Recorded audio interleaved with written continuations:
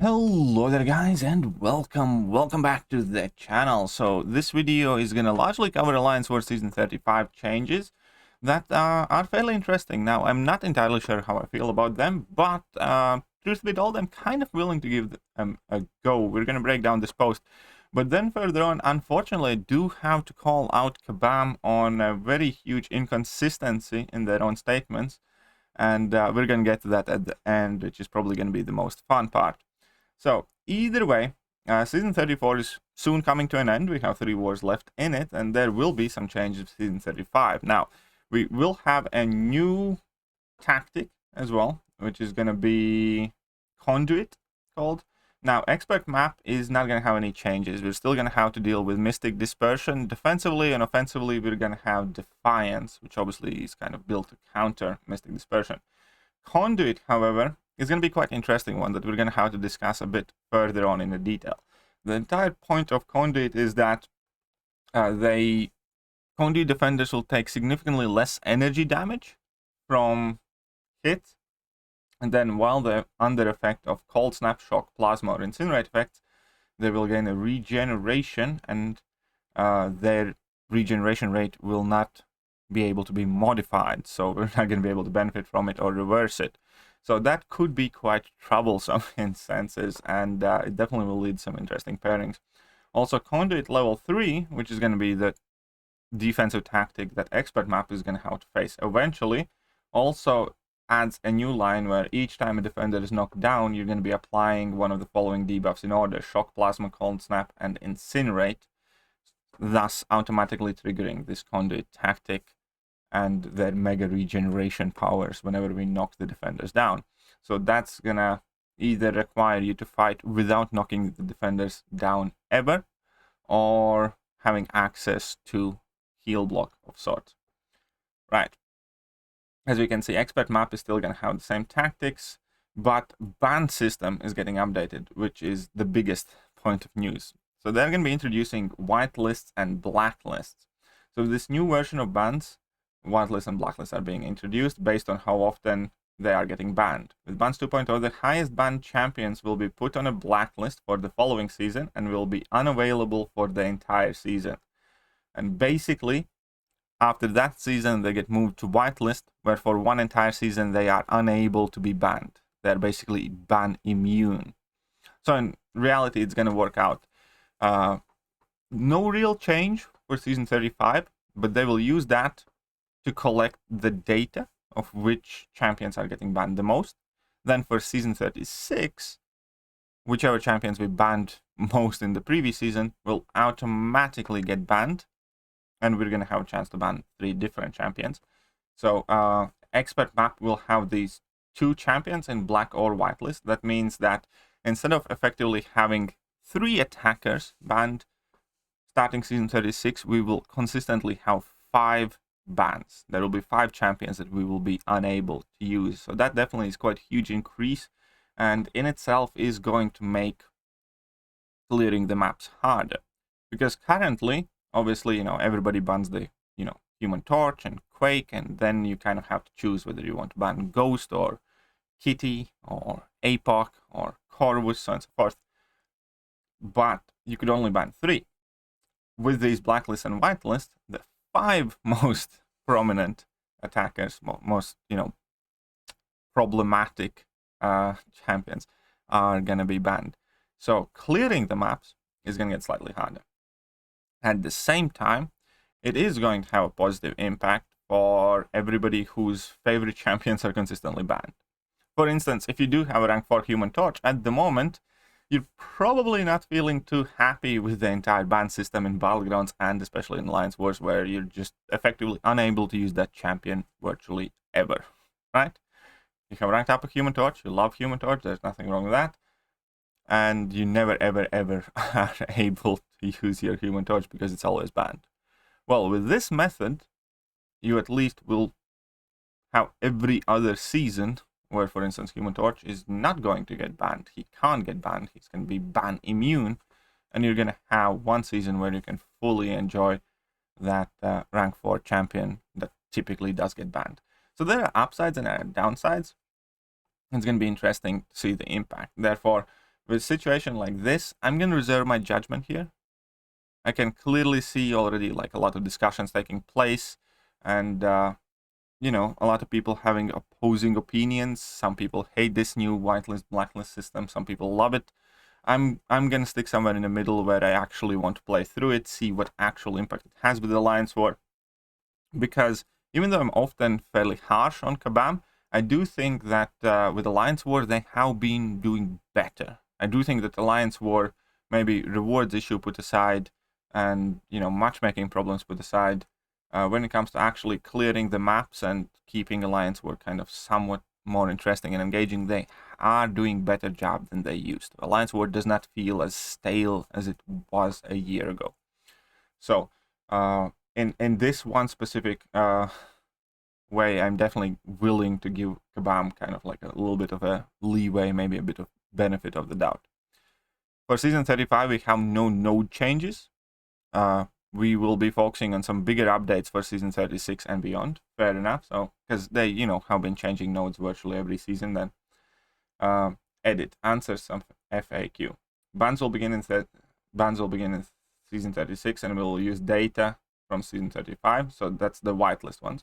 Bans are global, and Alliance as well has the same ban champion. So that means, you know, the same 2 champions are going to be banned for everyone.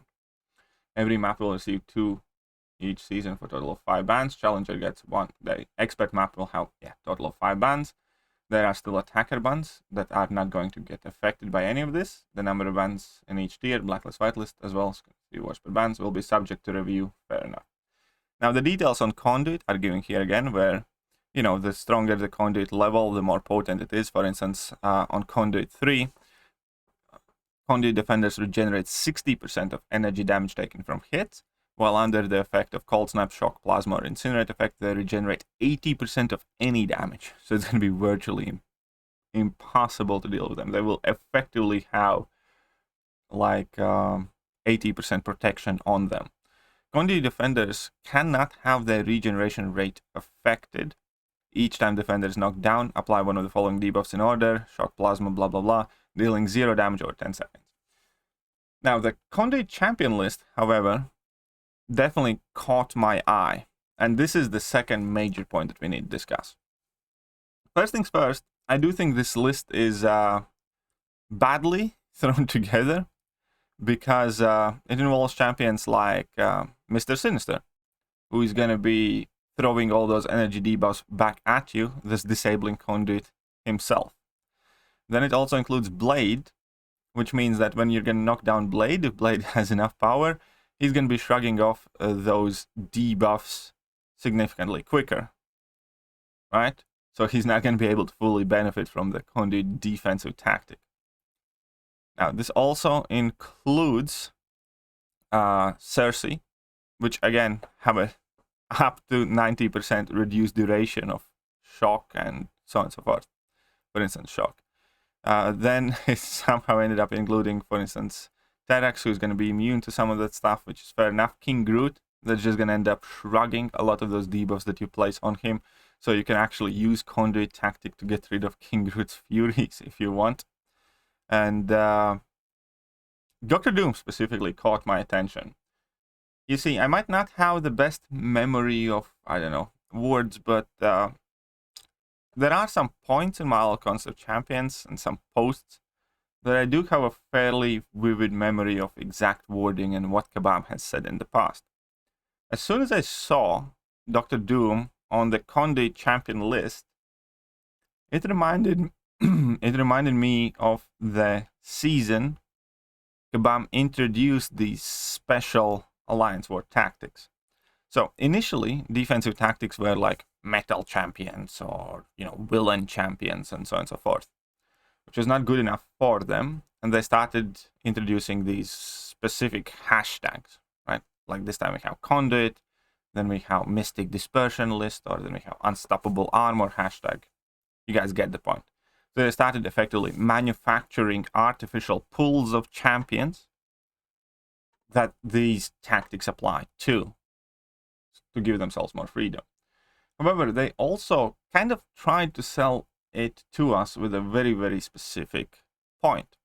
New tactics will be focusing on mid-high tier champs and intentionally exclude the strongest defenders. We have found that champions like Dr. Doom are strong regardless of tactic. We're aiming to help champions that are decent on their own but shine with a tactic rather than push the strongest even further. And this is when they are talking about Alliance War tactics and why they introduced these hashtags in the first place.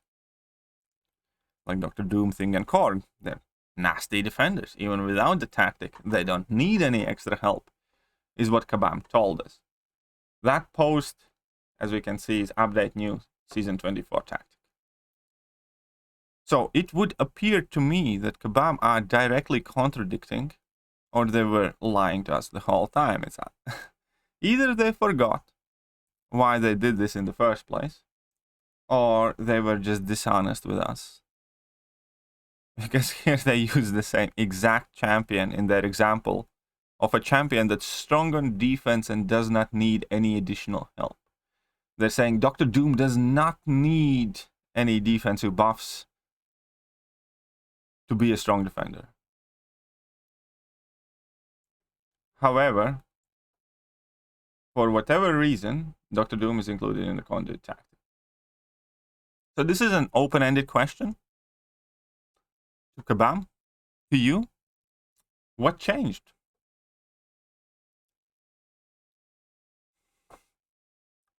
This is one of those moments when you just realize how full of shit somebody is, or how incompetent, narrow mind, no, short memory, goldfish memory, I don't know. Can somebody please explain this one to me? So new tactics will be focusing on mid-high tier champions and intentionally exclude the strongest defenders.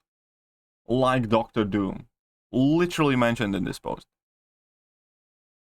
Dr. Doom is strong regardless of tactic.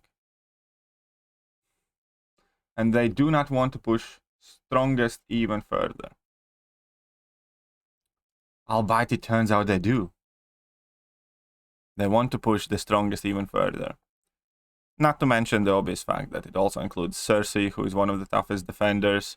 It also includes, where was it?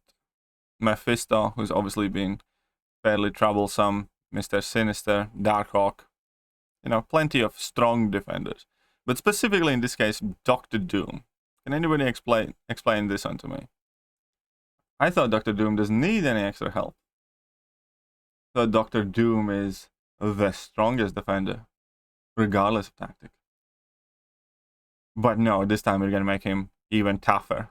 This time we're going to make sure that, you know, you can't use a ton of champions against him, and he's going to be even harder to damage. Not like he was tanky enough before, right? Let's give him an ability to regenerate 80% of any damage taken whenever you knock him down. Now, I'm not saying that it's going to be impossible to deal with this champion at all. I do think that there will be ways around it. I just do find it fascinating of Kabam not being aware of their own statements. You know, if they have changed their position and thought process, that's fine. You know, we have all entitled to learn, adjust, and change our opinions. That is perfectly fine. But they should at the very least address this, rather than think that nobody will notice.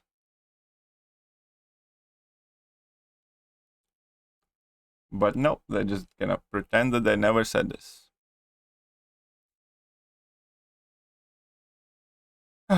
Let me know what you guys think about the Alliance War season changes in general. So I'm gonna obviously reserve my judgment on the whole conduit tactic for now.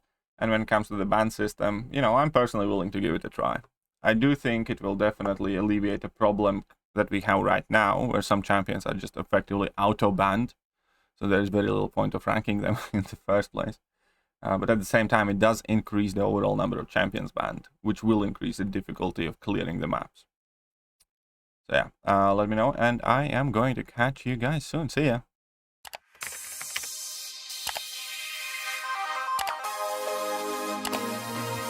proceed with hello there guys and welcome back to the channel. So we have all the information about the next